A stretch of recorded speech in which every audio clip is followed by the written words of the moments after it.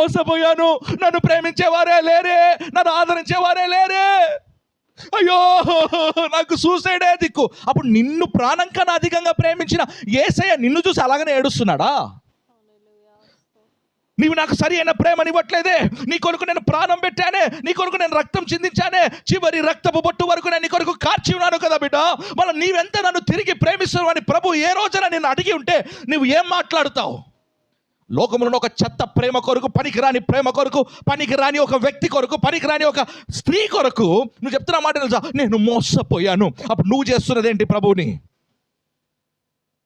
అందుకే దైవ బిడ్డ, ఇది నీ మీద కోపంతో చెప్పట్లేదు, నీ మీద జాలితో చెప్తున్నా. నిజమైన ప్రేమికుడు యేసు ఒక్కడు మాత్రమే, యేసయ్య మాత్రమే. నువ్వు ఒప్పుకున్నా ఒప్పుకోకపోయినా, అంగీకరించినా అంగీకరించకపోయినా, ఈ లోకంలో ఏ మూలకి వెళ్ళినా, ఏ చోటికి వెళ్ళినా యేసయ్య ప్రేమించినట్లు నిన్ను ఎవ్వడు ప్రేమించలేడు.